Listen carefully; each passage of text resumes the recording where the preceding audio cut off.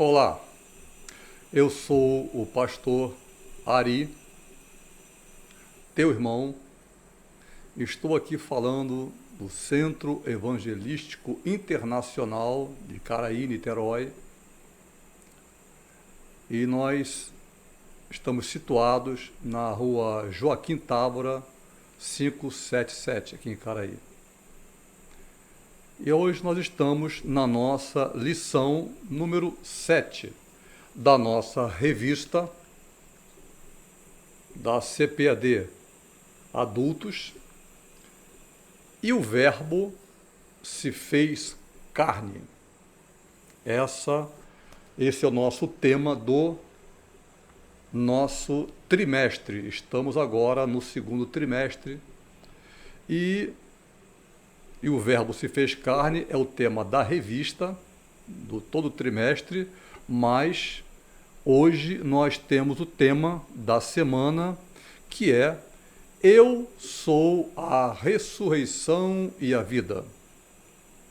Ficaremos muito felizes se você quiser nos visitar. Nós temos aqui nesta aula, a mesma aula que estamos passando aqui em gravação para você.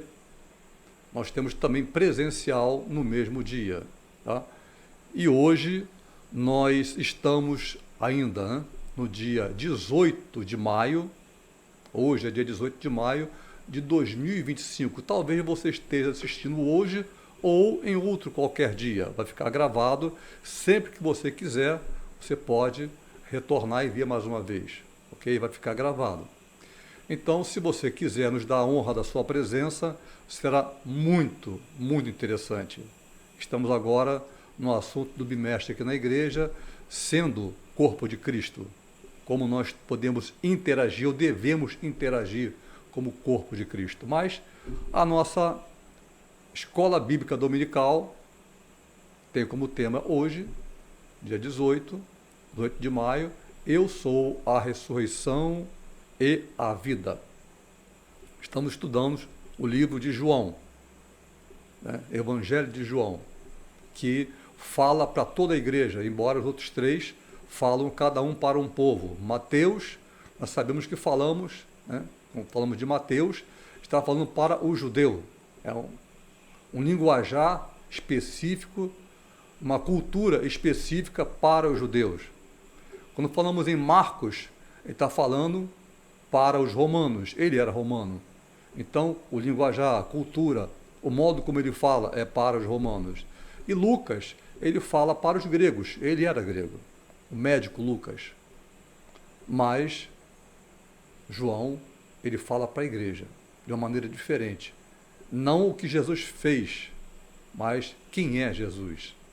E aqui ele é apresentado como a ressurreição, e ele diz: Eu sou a ressurreição e a vida. Aquele mesmo eu sou que falou com Moisés lá no deserto, quando ele estava ainda com as suas ovelhas. Ele perguntou: mas se eu chegar lá para falar com o faraó depois desses 40 anos, eles vão me perguntar, o povo vai perguntar, quem me enviou? Então, quem eu digo que me enviou? E ele diz: eu sou, te enviou. Diga a ele: eu sou, te enviou. E aqui está o eu sou, dizendo: eu sou a ressurreição e a vida. Então, vamos agora orar para começarmos a nossa aula. Senhor nosso Deus, nosso Pai, nós te louvamos pelo dia de hoje, pedindo, Senhor, que tu abençoe cada aluno, hoje ou em qualquer outro dia, Senhor, suas residências, suas famílias, seus negócios. Nós te pedimos que tu os abençoe, Pai, e dê-nos a nós, Senhor, entendimento, a eles e a mim também, Senhor, acerca da tua palavra, Senhor, para que nós possamos nos alimentar desse pão que desce do céu sobre nossas vidas, em nome de Jesus. Então você vai ver na revista, se você quiser nos dar a honra da sua presença, você vai receber uma, tá? Gratuitamente. Você vai ver que na lição tem sempre o texto áureo, verdade prática, temos a leitura bíblica em classe e vamos fazer isso aqui agora, tá? O texto áureo diz: disse-lhe Jesus, está aí João capítulo 11, esse agora é o capítulo 11 que a gente vai estudar. Disse-lhe Jesus: eu sou a ressurreição e a vida. Quem crê em mim, ainda que esteja morto, viverá. Essa frase nós vamos, no decorrer da lição, vamos comentar sobre ela. O que significa isso, ainda que esteja morto, viverá? O Senhor Jesus Cristo, a verdade prática, diz que o Senhor Jesus Cristo é a ressurreição e a vida. E por esta razão temos a garantia de que um dia teremos um corpo glorioso como o dele. Agora, a leitura bíblica em classe está em João, capítulo 11, só no capítulo 11. Vamos ler versículos 14 e 15, depois 17 até 21 e depois 23 a 27. Por que nós não lemos direto, de 14 a 27? Porque seria muito grande e o que nos interessa na lição de hoje são esses versículos que estão aqui. Mas você, obviamente, você vai ler o capítulo todo. João, capítulo 11. Para você entender, sempre é necessário que a gente entenda o contexto, o que está acontecendo antes, no momento, depois, principalmente o antes. Tá? Como, por exemplo, quando ele fala assim, depois disso, Jesus, depois disso o quê? Aí você vai ver lá no capítulo anterior, dá uma lida. Senão você fica vendido, sem saber como, o que está sendo falado. Então, João, capítulo 11, versos 14 e 15. Pega a tua Bíblia, dá um stop, tá? Para um pouquinho, vai lá, pega a Bíblia, se ele não tem a tua Bíblia agora na mão, e abra no capítulo 11, vamos ler versículo 11 e 15, que diz, então, Jesus disse-lhes claramente, Lázaro está morto. Versículo 15, e folgo, por amor de vós, de que eu lá não estivesse, para que acredites. Você já viu aqui que eu comecei a leitura dizendo assim, então, Jesus diz, então, é necessário que você leia o que vem antes. Por que veio esse então? É necessário que você leia o contexto. É assim que a gente estuda a palavra de Deus. Está acontecendo aqui uma situação. Ele já sabia que Lázaro estava morto. Ele mesmo diz, Lázaro está morto. Antes ele fala, Lázaro dorme. Ah, senhor, então está tudo bem com ele. Não, ele está morto. Estou falando para vocês que ele está morto. Só que para mim ele está só dormindo. Verso agora 17 a 21. Chegando, pois, Jesus achou que já havia 4 dias que estava na sepultura. Ou seja, aqui nós pulamos o versículo 16 e já estamos chegando já no local chamado Betânia. E quando chega lá, já são 4 dias que ele já estava morto. Não somente morto, na sepultura. Morto e na sepultura. 4 dias. Ora, Betânia tinha uma distância de Jerusalém de quase 15 estádios. Bom, um estádio é quase 180 metros. É 178 metros. Um estádio. Então, 15 estádios dará um pouco mais de 2,5 km. Então, Jerusalém e Betânia eram bem próximos. 2,5 km é próximo. Dá para ir a pé tranquilamente. Não é isso? E muitos dos judeus tinham ido consolar a Marta e a Maria acerca de seu irmão, Lázaro. Ouvindo, pois, Marta que Jesus vinha, saiu-lhe ao encontro. Marta, não foi Maria, Maria ficou em casa. Maria, porém, ficou sentada em casa. Disse, pois, Marta a Jesus: Senhor, se tu estivesses aqui, meu irmão não teria morrido. É uma queixa. Nós nos aproximamos de Deus para orar, às vezes, muitas vezes assim, nos queixando. Agora, 23 a 27, versículos 23 a 27 do capítulo 11. Disse-lhe Jesus: Teu irmão há de ressuscitar.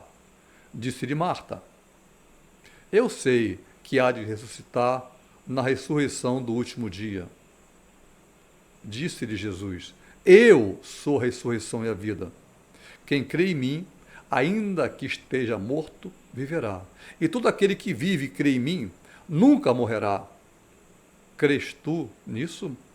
Ei, Marta, você acredita que eu estou falando para você uma coisa que você não entende, mas eu estou falando, por isso você crê? Disse-lhe ela: Sim, Senhor. Creio que tu és o Cristo, o Filho de Deus, que havia de vir ao mundo. Vamos comentar sobre cada um desses versículos que estão aqui. Ok? A nossa lição tem sempre 3 objetivos na lição, vai durar em torno de quase 1 hora. Identificar o propósito de Jesus no milagre da ressurreição de Lázaro. Qual o propósito? Analisar de que forma o diálogo entre Jesus e Marta reforçou e solidificou a fé da irmã de Maria. Eram 2 irmãs, Maria e Marta. E terceiro, apresentar a doutrina bíblica da ressurreição do corpo, evidenciando a sua importância para a esperança cristã na vida eterna. O credo católico diz: creio na ressurreição dos mortos, na vida eterna. Amém.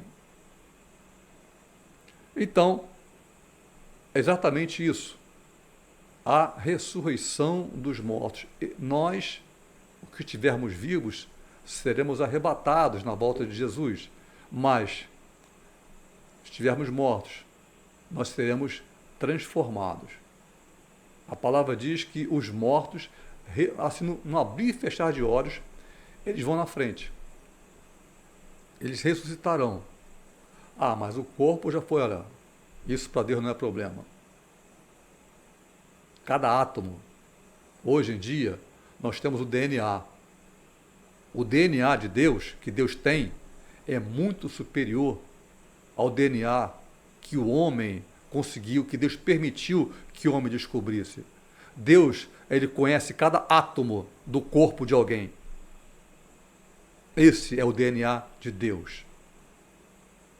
Cada átomo do corpo de alguém, formando as moléculas, formando os tecidos, formando os órgãos, formando o corpo.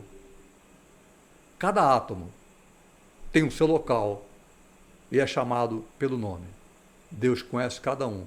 Então, para Deus não há impossível. A nossa introdução de hoje, estamos estudando nessa lição do capítulo 11 de João, a partir do versículo 14, acerca de uma situação difícil para nós. Uma pessoa que tinha morrido. E Jesus era amigo da família. Nós já vimos em outra passagem que Jesus estava lá com eles, tomando café. Você lembra disso?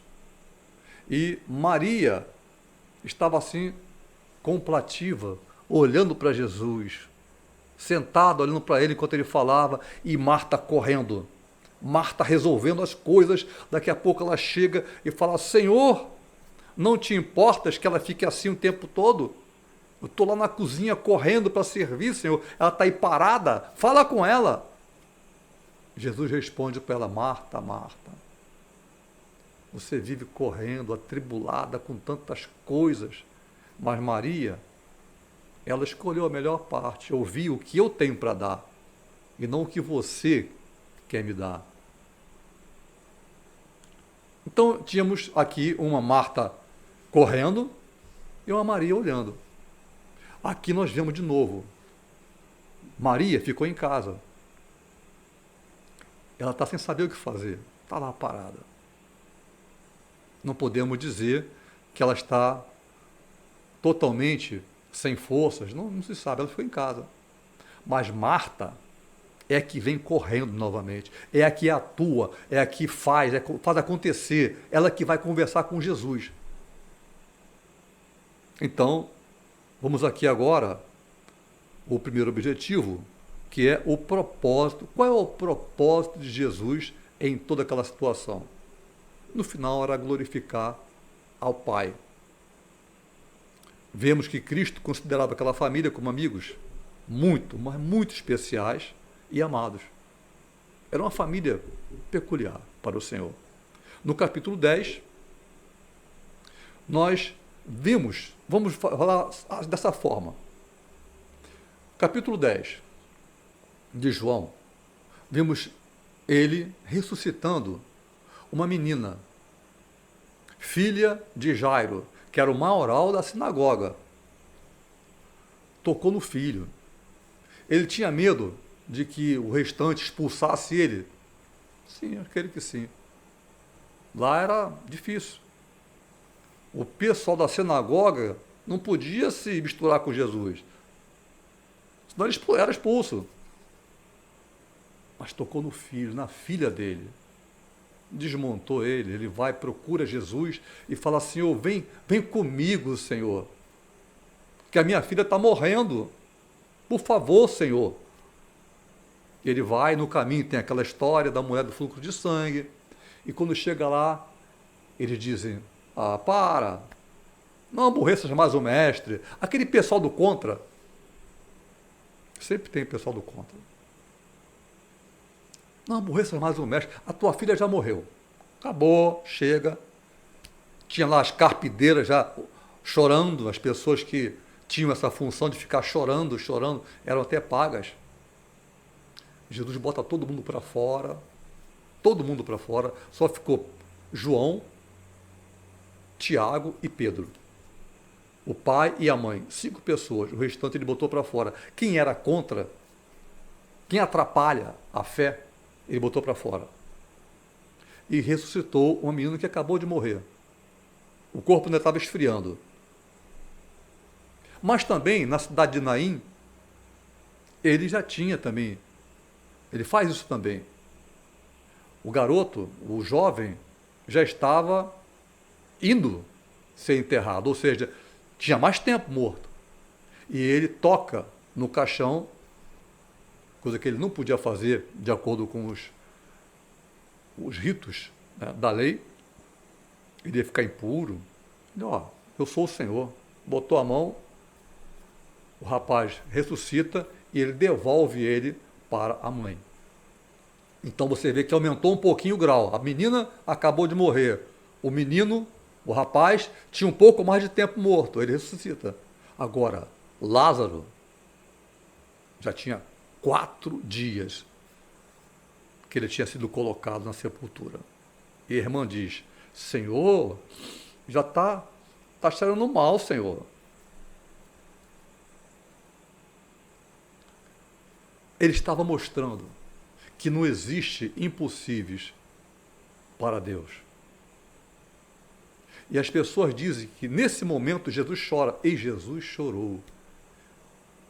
As pessoas dizem que ele chorou porque o amigo dele tinha morrido. Como ele ia chorar pelo amigo que morreu, se ele já sabia que o amigo tinha morrido já há 4 dias atrás, sem que ninguém falasse para ele, e que o amigo ia ressuscitar.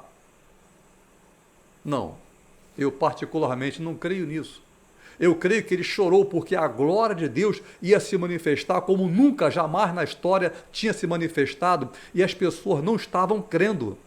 E ele chora por isso. Era hora de se alegrar pelo que ia acontecer. Era hora de haver uma festa nos céus e na terra. Mas ninguém estava crendo. Nem a própria Marta. Apenas dizia, Senhor, está falando isso, eu acredito, mas não alcançava o que ia acontecer. Então, o recebimento da notícia de Lázaro, Jesus está apenas mostrando que ele já sabia o que ia acontecer, mas ele se atrasa. Segundo tópico desse primeiro objetivo. Então, o primeiro objetivo qual é? Qual é o propósito de Jesus em tudo isso aí? Qual é o propósito dele? Vamos ver aqui agora o desapontamento de Marta. Sabe, às vezes a gente fica desapontado. Eu sei aí, a parte da política, né?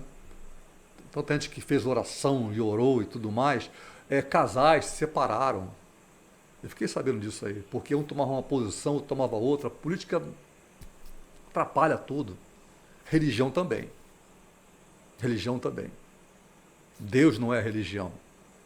Deus é o Criador dos céus e da terra que nós queremos conhecer. E quando nós falamos, por exemplo, que ele é onisciente, onipresente, onipotente, nós estamos falando de uma figura para a gente, no nosso entendimento. Não chegamos a entender exatamente o que significa isso. Não chegamos a entender. Porque somos criatura dele. Temos inteligência? Sim, temos.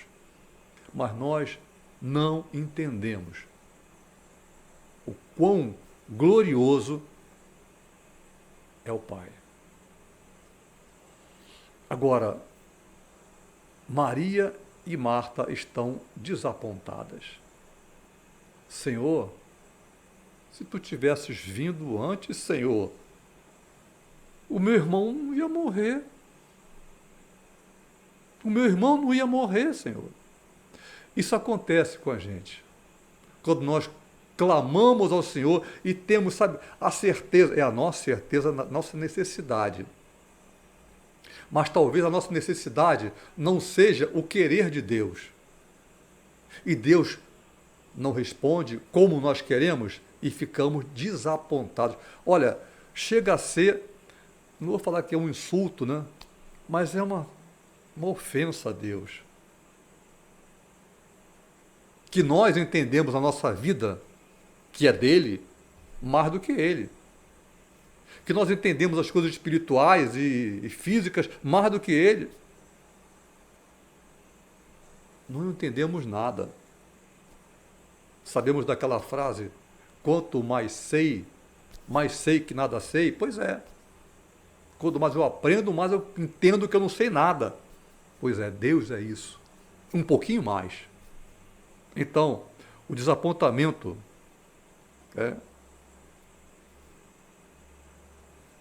de Maria e de Marta é que elas não estavam entendendo que o nosso tempo não é o tempo de Deus.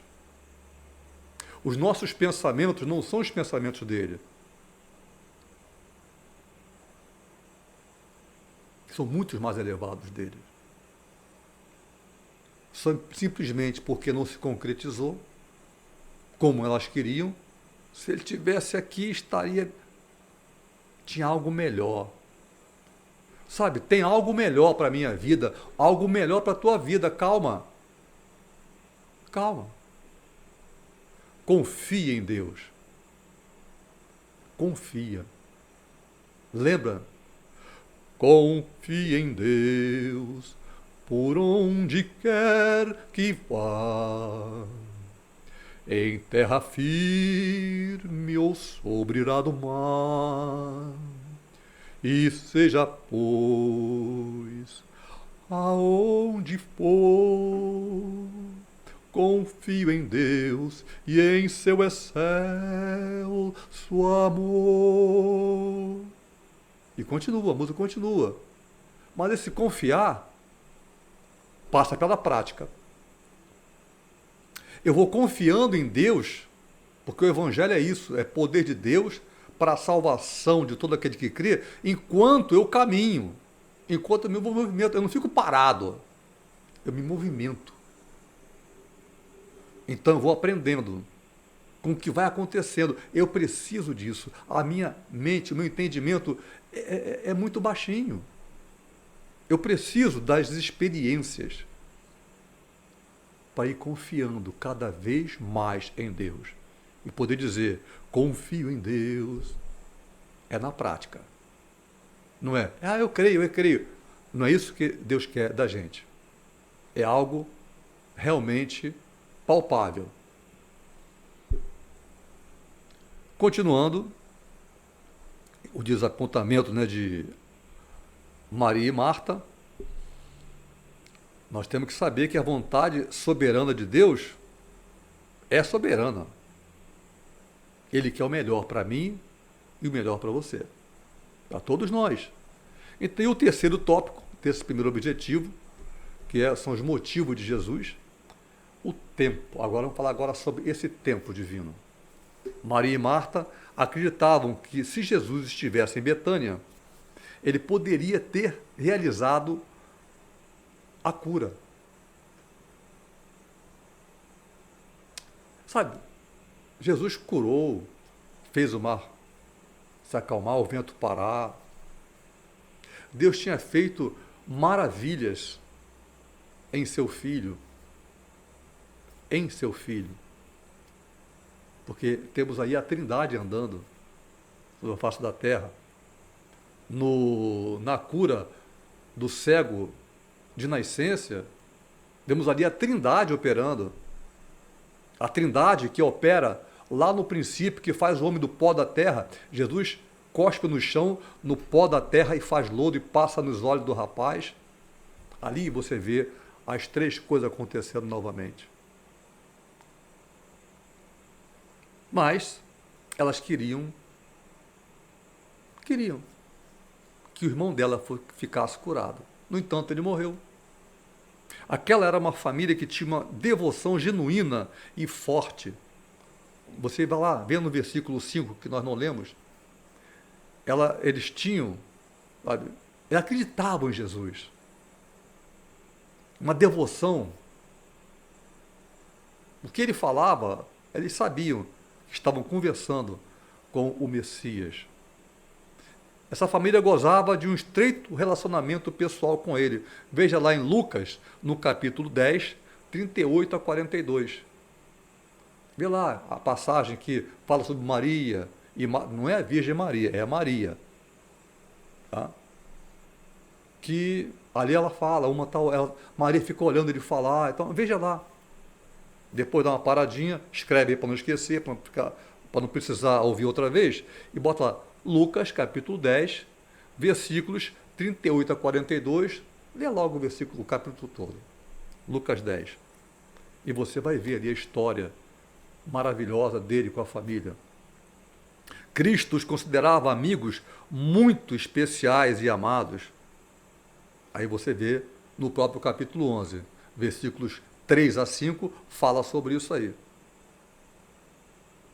Ainda assim, eles experimentaram, crendo, tendo Jesus como o próprio Filho de Deus, eles acreditavam, eles sabiam que era, acreditavam nisso piamente. Eles tiveram doenças. O vento bateu forte, o sol bateu forte, o frio veio. Assim como nós. Não é porque eu creio que não vou ter lutas. Ele falou assim, no mundo, vou te contar um segredo.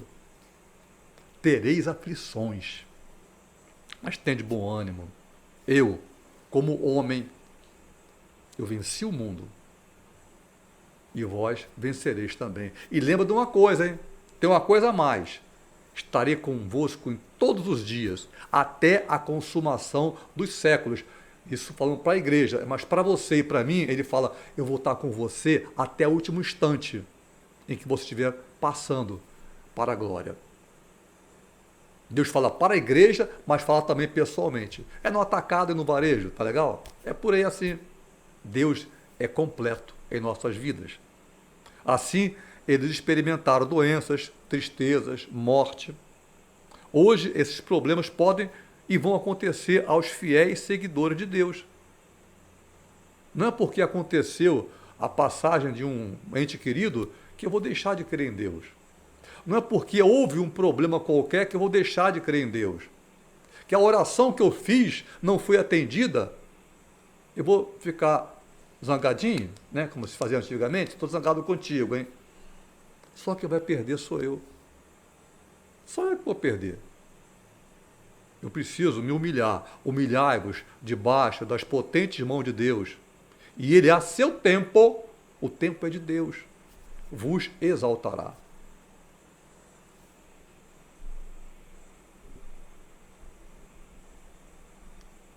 Então, apesar da desilusão e da tristeza, Marta e Maria iriam vivenciar uma experiência extraordinária de espera, que envolveria a perda de um ente querido, a ausência temporária de Jesus e a chegada aparentemente tardia do Senhor.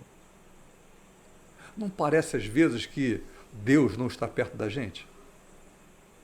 Que nós clamamos, a nossa oração parece que o céu é de bronze. Estou vendo aqui, o teto aqui é um monte de nuvens, parece que não consegue passar. Mas quem disse que tem que passar? Estarei convosco. Eu lembro quando eu me converti, eu ficava assim, eu não sabia que ele estava aqui do meu lado, eu não sabia, eu estava maravilhado quando Deus abriu os meus olhos para que eu pudesse ver as maravilhas do seu amor. Ele estava do meu lado. Quem disse que eu tenho que atravessar? Eu é que estou precisando, naquele momento, de atravessar um deserto sozinho, ser testado, para dizer, eu confio ou não confio no meu Deus. As situações parece de aparente ausência de Deus é apenas para testar aquilo que eu aprendi. O que eu aprendo, eu testo com provas. Sento numa cadeira e faço uma prova. É assim com Deus. Apenas creia. Apenas confia. Lembra? Confio em Deus. Por onde quer que você vá, em terra firme, irá do mar, e seja, pois, aonde for, eu vou confiar em Deus. Eu tenho a consciência, o conhecimento do que Ele pode fazer. E o meu conhecimento é bem aquém daquilo que Ele desejaria. Então, vamos agora passar para o segundo objetivo, que é o encontro de Marta. Agora vamos falar de Marta. Vamos deixar Maria do lado. Marta com Jesus. Ele fica lá de fora. Nós vimos ali na leitura, ele fica na entrada de Betânia, da cidade. Ele fica lá fora. E quando ela sabe, ela deixa tudo. Maria fica em casa. E ela vem correndo falar com o Senhor. Enquanto Marta apresentava o encontro. Vamos falar agora sobre o encontro. Né? O primeiro tópico desse segundo objetivo, que é o encontro de Marta e Jesus. Assim que soube que o Senhor estava na cidade, Marta, você pode ver isso também em Lucas, no capítulo 10, versículo 40 a 41. Você pode ver isso também lá. A irmã de Maria dirigiu-se ao encontro dele. Ao vê-lo, expressou sua convicção de que o mestre, se o mestre estivesse presente, então Lázaro não teria morrido. Vamos ler de novo? João 11, versículo 21. Disse, pois, Marta a Jesus, Senhor, se tu estivesses aqui, dá para você sentir o peso do coração dela? A tristeza, a agonia nessas frases? Senhor, se tu estivesses aqui, Senhor, o meu irmão não teria morrido, Senhor. Ela ainda não havia entendido que o propósito de Jesus no milagre da ressurreição do irmão dela era revelar a glória de Deus e fortalecer a fé dos discípulos, a fé dela, da irmã. Aqueles que estavam ali, ninguém entendia, e Jesus chora. Ele olha para os céus e chora. Tipo assim, ele não consegue entender. Tem que ser na prática. Tem que ser na prática. Se não for como eu quero, então não vai ser assim. Não é assim. Tem que ser segundo Deus. Porque nem tudo que eu peço é bom. Eu pedi para o meu pai, por exemplo, um tempão. Senhor, não deixe ele morrer, não deixe ele morrer, não deixe ele morrer. Deus me fez passar por uma experiência ali tão grande. Ele foi ficando pior, pior, pior. Sabe, nós somos aquelas pessoas que são egoístas. Não importa o que aconteça, eu quero que ele fique aqui, Senhor. Não importa o que aconteça. Pode sofrer, Senhor, mas tem que ficar egoísta. Né? Eu estava sendo egoísta. E quando eu entendi isso, eu falei, Senhor, aí eu oro diferente. Eu falei, Senhor, ó, eu não estou pedindo para levar ele, não. Mas a gente pega assim, né, cheio de cuidado. Mas se tu quiseres, Senhor, ó, tá? Aí o Senhor, eu estava descendo o Rio Amazonas no navio, quando o Senhor fala comigo de madrugada que meu pai estava morrendo. Tinha morrido. Eu falei, Senhor, não seja um anjo que leve ele, mas o teu anjo mesmo, pega ele pela mão e leva, Senhor. E no dia seguinte, quando eu consegui, passando por Santarém, eu consegui falar com a minha esposa, em vez de eu falar alô, eu falo, e meu pai? Ela diz, ele morreu essa noite.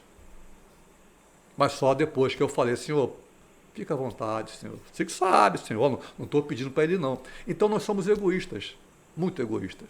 E quando nós não recebemos da forma que nós queremos, aí nós ficamos zangadinhos.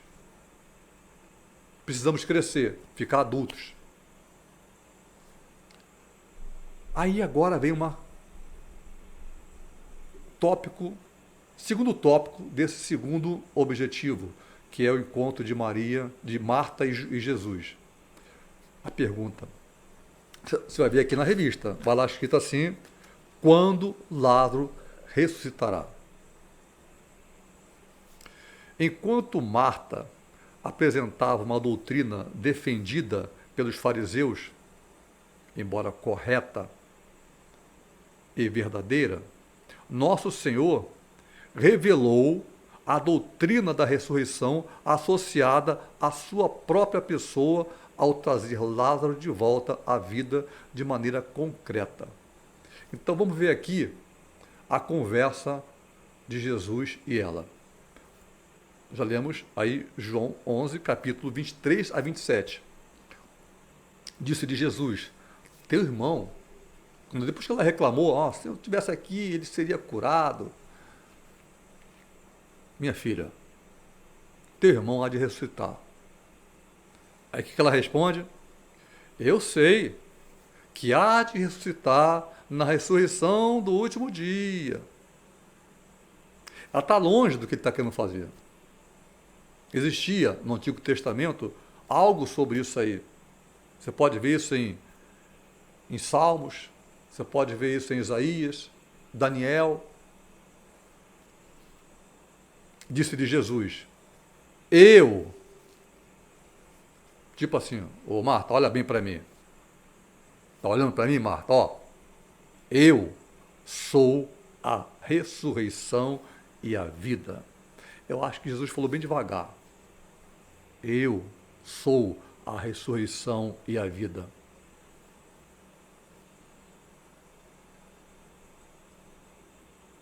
Quem crê em mim, ainda que esteja morto, viverá.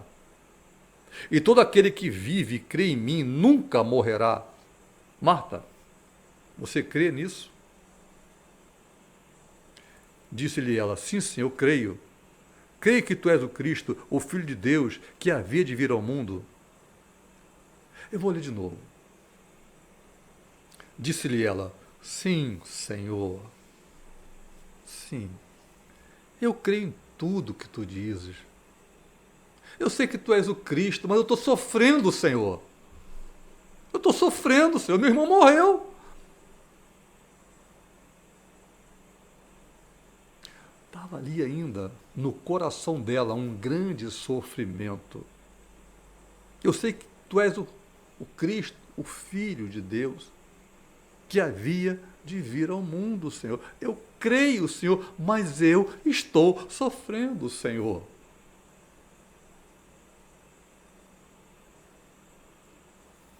Terceiro tópico desse segundo objetivo, que é o encontro de Maria com Marta, a promessa de vida. Na resposta de Jesus a Marta, quando ele afirma ser ele a ressurreição e a vida, veja isso em João 11, 25. Nós já lemos sobre isso. Encontramos pelo menos duas lições valiosas. Duas lições. Primeiro, a soberania do Filho sobre a morte e também sobre a vida. Ele fala, olha, ninguém tira a minha vida. Ninguém tira, ninguém tira. Eu a dou. Ninguém a tira de mim. Ele tinha soberania sobre isso. Ao se identificar como a ressurreição, ele se coloca como fonte de toda a vida. Até aquele que é morto terá vida em mim. Tanto no plano material quanto no plano espiritual. Para o Senhor, não há impossíveis. Vemos aí o vale dos ossos secos. Não são ossos secos, desculpem. Sequíssimos. A palavra diz ossos sequíssimos. Que ele dá a ordem. Fala que o profeta começa a falar. E os ossos começam a se levantar, começa a aparecer juntas, começa a aparecer ligamentos e todo se levanta um exército. Ali já mostra o que Deus é capaz de fazer. Segundo, existe uma gloriosa promessa de vida para quem crê em mim. Quem crê em mim, ainda que esteja morto, viverá. Daqui a pouco vamos falar um pouquinho sobre isso aí, para não perder aqui o tempo da nossa lição.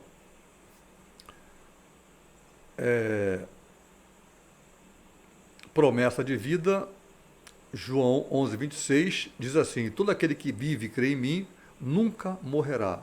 Marta, você crê nisso?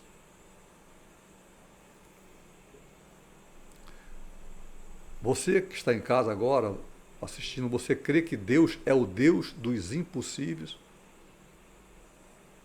Existe cura, por exemplo, existe maravilha. O cego de nascença não foi cura, foi maravilha. Existem coisas que nós nem imaginamos no nosso entendimento só vendo. Nós não conseguimos imaginar o que o Criador, que traz à existência as coisas que não existem, como Ele quer. Ele é o Criador. É nesse Deus que nós cremos. Passemos agora para o terceiro objetivo, terceiro e último objetivo, que é a doutrina bíblica da ressurreição do corpo. Doutrina bíblica da ressurreição do corpo. Já falamos aqui sobre o credo, né, da Igreja Católica. Creio na ressurreição dos mortos, não é isso? Está lá. Isso é bíblico. A doutrina bíblica da ressurreição do corpo mostra relevância para a esperança da vida eterna na vida do cristão. O Antigo Testamento já apontava para a promessa da ressurreição dos mortos. Agora eu gostaria que você desse uma paradinha, pegasse, escrevesse aí, pega a tua canetinha, escreve aí. Veja depois, essa doutrina bíblica lá do Antigo Testamento está em vários pontos. Por exemplo, vou ler apenas um. Salmo 49, verso 15. Fala sobre isso. Isaías 26, 19. Você vai ver falando sobre isso. E Daniel, capítulo 12, versos 2 e 3, que diz: e muitos dos que dormem no pó da terra ressuscitarão.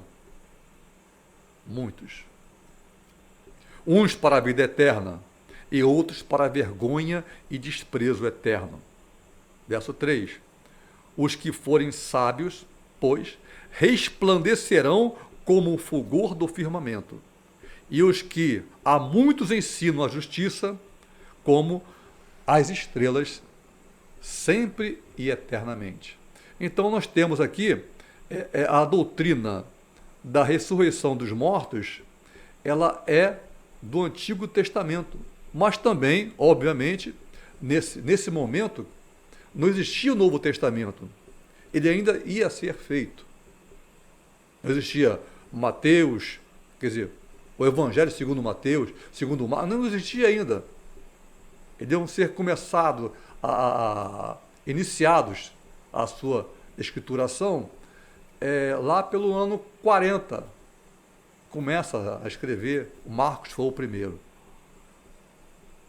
Agora, segundo tópico desse objetivo 3, da morte para a vida. Aliás, vamos completar aqui a parte anterior sobre essa doutrina. O apóstolo Paulo, vamos falar agora sobre o Novo Testamento. O apóstolo Paulo refere-se à mesma ressurreição que abrange todos os mortos, justos e injustos, diferenciando os tempos. Veja isso em 1 Coríntios, capítulo 15, versículo 42. Primeira epístola de Paulo aos Coríntios, capítulo 15, versículo 42. Assim sendo, os justos ressuscitarão quando a trombeta tocar durante o arrebatamento da igreja. Os mortos voltarão à vida e seus corpos serão gloriosamente transformados junto com os justos, assim como diz o credo católico. Então, haverá o momento em que a trombeta soará. Será um momento como o que estamos vivendo aqui agora. A primeira pandemia da história. Pandemia como pandemia. Ah, mas teve aquela lá na Espanha. A gripe espanhola foi lá na Espanha. Ah, mas teve ebola, aquilo foi pandemia. Não, não foi lá na África. Essa foi a primeira. Jesus fala sobre isso. Guerras, rumores de guerra, doenças, filhos se voltando contra pais, pais contra filhos, a família sendo dilacerada. Isso te lembra alguma coisa da atualidade? Jesus está voltando. Já se pode ver lá no horizonte a luz da alva nascendo. E quando a luz da alva vai nascendo, não há quem pare a luz da alva. Ela vai nascer. Jesus está voltando. Os fatos estão acontecendo. Agora, segundo o tópico da morte para a vida, a expressão nunca morrerá, mencionada no versículo 26, indica, né, ainda que esteja morto, né, viverá. Esteja morto, viverá. Como é que é isso aí? Indica que, embora o salvo em Cristo experimente a morte física, ele não morre espiritualmente. Ele não passa pela morte espiritual, porque a vida de Deus está nele. É diferente. A Bíblia mostra isso perfeitamente. 1 Tessalonicenses, primeira epístola, né, aos Tessalonicenses, capítulo 4, versos 13 a 16, diz: Não quero, porém, irmãos, que sejais ignorantes acerca dos que já dormem, as pessoas que já morreram. Para nós, morreram. Do Senhor, dormem. Para que não vos entristeçais. Marta e Maria estavam tristes demais. Para que não vos entristeçais como os demais, que não têm esperança. Porque se cremos que Jesus morreu e ressuscitou pelo seu próprio poder, assim também aos que em Jesus dormem, Deus os tornará a trazer com ele. Haverá um dia em que os mortos ressuscitarão. No abrir e fechar de olhos, haverá o arrebatamento da igreja, porque a igreja atrapalha o sistema do anticristo. Esse sistema que está aí, tentando destruir, matar, roubar. A igreja atrapalha, Porque o Espírito Santo sobre a igreja, quando nós clamamos, as coisas mudam. Mas haverá o tempo que o Senhor arrebatará a sua igreja. E nós, aí, estaremos para sempre com o Senhor. Serão 7 anos de situações muito difíceis que a Bíblia mostra perfeitamente em Apocalipse e também em Daniel fala sobre isso também. Então, porque se cremos, então, dizemos-vos, pois, isso pela palavra do Senhor, que nós, então, houve uma palavra do Senhor a eles, que nós, os que ficarmos vivos para a vinda do Senhor, nesse dia que ele voltar, não precederemos os que dormem. Ou seja, quem morreu vai primeiro, mas é tipo assim, no abrir e fechar de olhos, porque o mesmo Senhor descerá do céu com alarido e com voz de arcanjo e com a trombeta de Deus, e os que morreram em Cristo ressuscitarão primeiro. Isso aí é Novo Testamento. O apóstolo Paulo nos ensinando sobre isso aí, por revelação do Senhor. E último, terceiro tópico, né, desse último objetivo, que é o terceiro também, uma viva esperança. Tem até um hino da harpa cristã que diz: nossa esperança é uma marcha, né? É sua vinda, o Rei dos Reis vem nos buscar. Nós aguardamos Jesus ainda, até a luz da manhã raiar. Nossa esperança é sua vinda, o Rei dos Reis vem nos buscar. Nós aguardamos Jesus ainda, até a luz da manhã. Nós aguardamos isso com esperança. Ao declarar sobre Lázaro, Jesus, depois que ele ora, ele até chora. Lázaro vem para fora, veja isso no versículo 43, aqui de João 11. Nosso Senhor revela aquilo que o Deus Todo-Poderoso realizará na vida de todos aqueles que morreram em Cristo. Nesse dia, ele vai falar: João, Pedro, Maria, Aristóteles, Isani, Isanete, Ledir, Joaquim, Fernando, vem para fora. Vem para fora. Será cumprida a palavra do Senhor nesse dia. Ele estava aqui com 4 dias morto, saindo. Lázaro sai. Ele fala: Lázaro, vem para fora. Essa será a ordem que o Senhor dará naquele dia. Vem para fora. Estaremos para sempre com o Senhor. Lázaro depois morreu. Aqui ele ressuscitou. Né? Mas ele morrerá. Porque está escrito, Hebreus capítulo 9, versículo 27, que o homem está ordenado, está determinado a morrer uma vez. Não é 2, 3, 4, 5, 10 vezes. Uma vez e depois disso, juízo.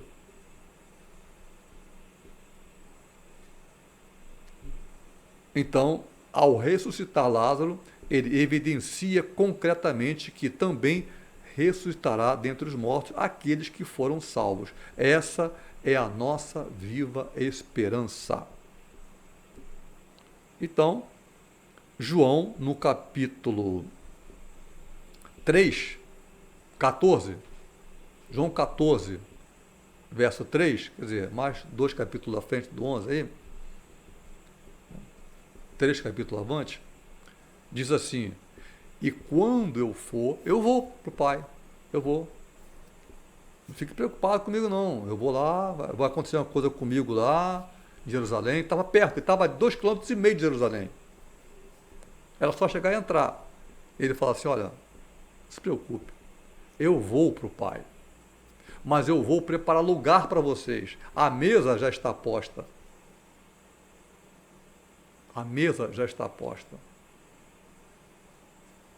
E quando eu for e vos preparar lugar, virei outra vez e vos levarei para mim mesmo, para que onde eu estiver, estejais vós também. Estaremos para sempre com o Senhor. Lembra-se que esse mundo, ele não tem como ele estar, ele vai continuar assim, mas nós estamos acabando com ele. O próprio homem. Não há mais volta. O ar, a camada de ozônio, não há mais volta. Já passamos do ponto. Estamos esperando o Senhor voltar. A conclusão desta lição diz assim: a mensagem de Jesus, conforme apresentada nesta lição, tem o poder de mudar a nossa perspectiva em relação à vida e à morte. Ter Jesus como ressurreição e também a vida não só proporciona uma esperança para o futuro, mas também transforma o nosso presente de uma forma notável. Tantas pessoas, eu sei de testemunho, tantas pessoas, você deve saber também, que morreram. E chegou uma pessoa lá e colocou a mão em cima e a pessoa se levantou. Ele falou: obras maiores do que as que eu tenho feito, vocês vão fazer. Por quê? Porque eu só tenho 3 anos aqui para ficar aqui. Só 3 aninhos só. 3,5 ele ficou. E vocês vão ficar mais tempo. Vocês vão fazer coisas maiores, mas em meu nome. É no nome dele. Ele continua fazendo as obras dele através de nós. E nós nos alegramos nisso, de podermos ser usados por ele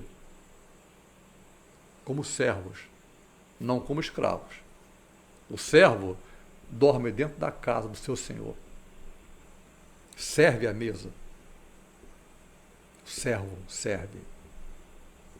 O escravo fica do lado de fora, na senzala, é obrigado a trabalhar debaixo do sol, da chuva, das serpentes.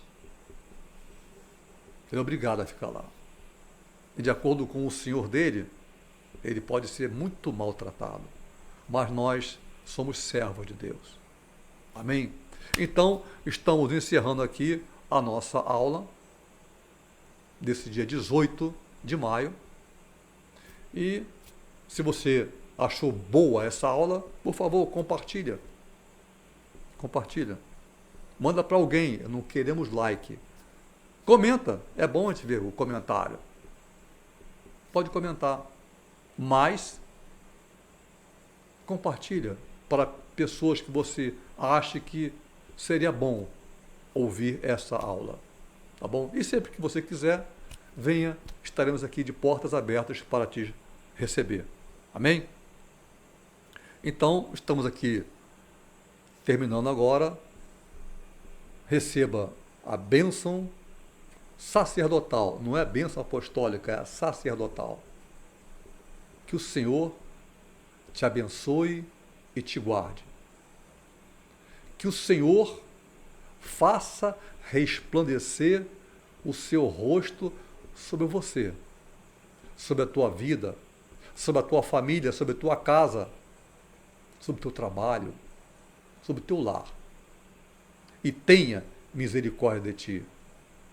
Que o Senhor, sobre ti, levante o seu rosto e te dê a paz.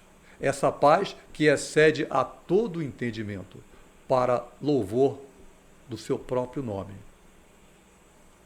Amém. Te aguardo no próximo domingo.